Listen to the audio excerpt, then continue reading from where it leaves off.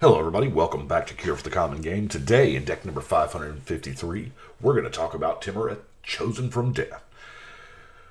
One of the demigods from the New Theros, 2 mana, 2-star, toughness equal to devotion to black. So probably going to be pretty decently large in the toughness area. Now for 2 mana, you get to exile 2 target cards from graveyards. You gain 1 life for each creature exiled this way. Now, I wasn't really sure what path to go down with to Tymaret, but what I decided on was you lose life, I gain life. Just a mono black life gain style deck, and what better way to gain life than your opponent losing it? So, I guess the first thing that to profound the life gain, it's running the Staff of the Death Magus, Demon's Horn, and Diamond Mare to try to get the maximum amount of life off of each spell, obviously. And then these are my, you gain, I lose. Everything started off with, Siphon Soul. I love the implications of Siphon Soul for multiplayer way back in Legends. In 94, this was an excellent multiplayer card. But then we've got stuff like Ebony Charm. Target opponent loses 1, you gain 1. Vicious Hunger. 2 damage to any target, you gain 2 life. Similar to Sorin's Thirst.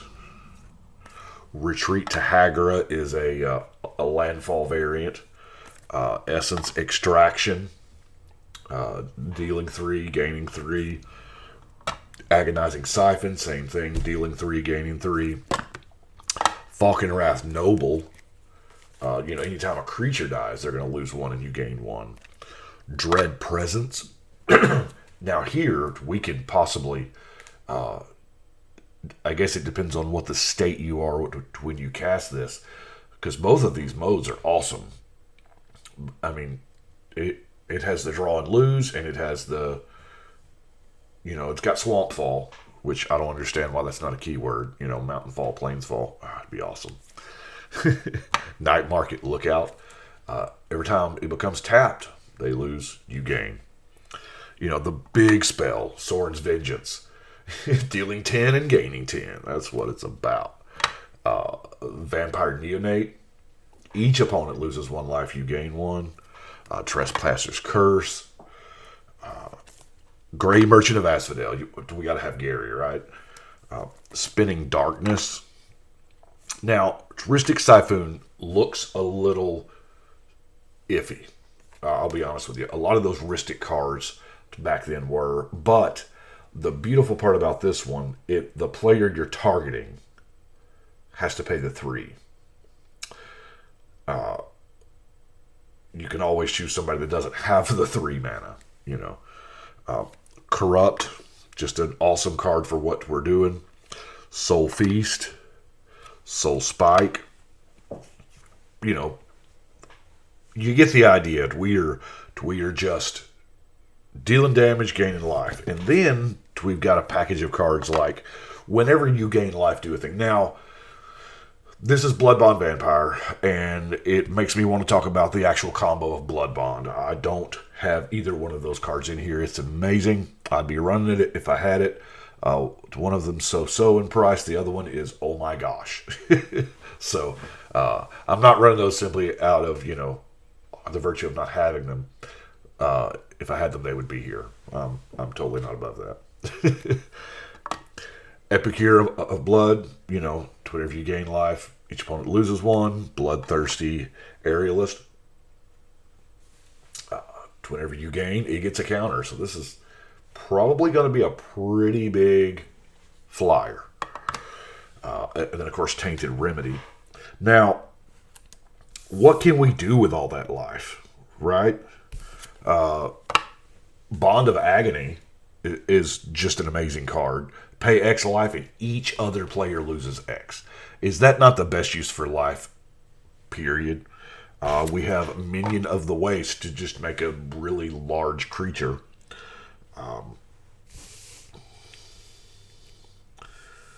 And I guess we'll go ahead and get to this. With so much life gain, Bolus's Citadel is kind of, it's really, really good. So, and, playing with Bolus's Citadel kind of makes you also want to play with Villas. That way, whenever you lose the life, you draw that many cards, and then you're paying life to, you get that idea. Now, a little bit of ramp. We got Seer's Lantern, Pristine Talisman, because, hey, it gains life. Spectral Searchlight, Heraldic Banner, Altar of the Pantheon, Star Compass, and, of course, everyone's favorite, Dark Ritual. Now, card drawn, we got a little bit here. Well of Lost Dreams. Yeah. Let me zoom out a little bit. We're getting just a tad fuzzy. Well of Lost Dreams. Read the Bones. Sanguimancy. Whoa, baby. Sanguimancy. Draw X, lose X, devotion to X, or devotion to black. Underworld Connections and Painful Lesson. Now, Night Dealings, not so much card draw, but whenever a source you control would deal damage to another player, put that many theft counters on it. So, my impression is here, and I could be wrong, that if we're dealing damage, those spells and effects that we have that deal like 1 damage to all players, if there's 3 other players, we would get 3 counters on it. May not be that way, it may, but that's my impression. So we're going to mound up a lot of counters here, and it's a pretty decent tutor, especially when you've got something like Pestilence that's constantly dealing damage. Here again, our life total is probably going to be higher than everybody else's at the table, so let's play with it for a little bit, right? Let's use Pestilence. And Cemetery Gate is what's going to keep our Pestilence out there. Because it has pro-black, it can't take damage from Pestilence, so therefore Pestilence will never bury if both of them are in play at the same time.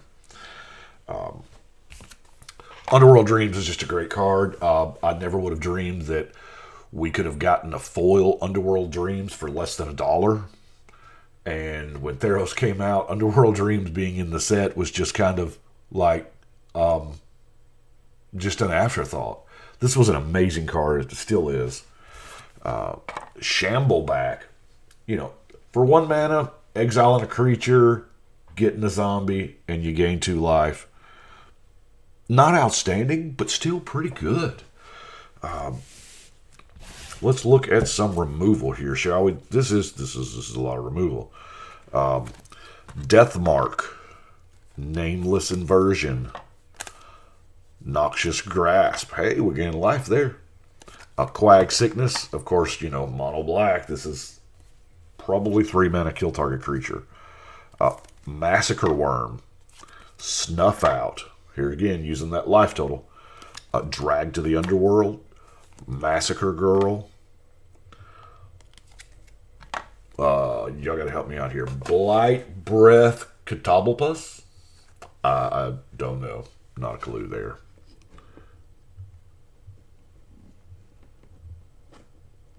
And then Nightmare's Thirst.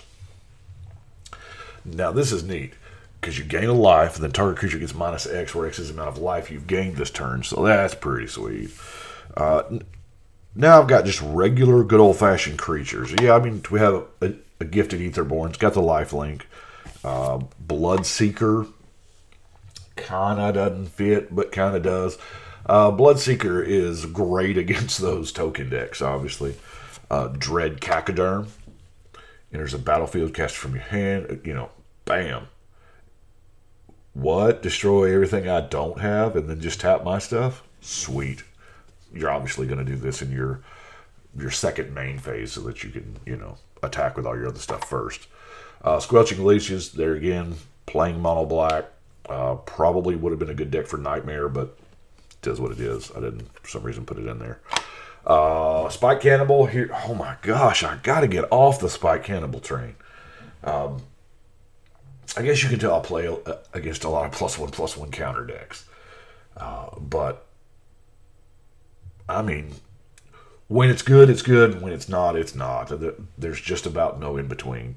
Then we've got our last non-land card is Kuro Pitlord. You're paying life to kill creatures, essentially. And this is a big old demon. Now, for non-basic lands, we got that Rogue's Passage. The Eben Stronghold, I think a lot of these Fallen Empire lands don't get enough love. Yeah, they come into play tapped. That is a loss of tempo, but so many lands do. It's not like that's a disqualification for me. It is to some folks, I understand. But the ability, how many times have you needed just one more mana and you could win this turn? So this allows you access to that one more mana, if you're willing to ditch the land. Spawning Pool can make a decent blocker. By the way, I believe that creature is a skeleton now, if I'm not mistaken. Everglades, just to get a double mana land. Subterranean Hangar, storage land. And Piranha Marsh, because, target player loses 1 life. That's it for Tymaret. Not incredibly... I don't know. It was really hard. It kind of threw me that on this particular one, as typically aggressive as black is, it kind of threw me that Tymaret's toughness was the devotion count and not the power.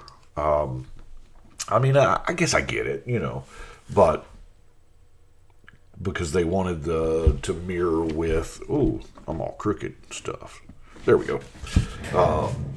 With not Healy, the white one, Well, that is 553, so we're going to go over here and put it on the wall. 2 Theros decks left to go. We have Aliros, which is not done yet. I still got a few cards coming in for it. That's a very special deck for me. That deck gets dedicated to someone. So, and then we have Haktos, which was a monster to build. Haktos is done. It'll be the next one you see in a couple days. But I do appreciate y'all watching. Y'all let me know what you think. But right now, it's time to shuffle and cut.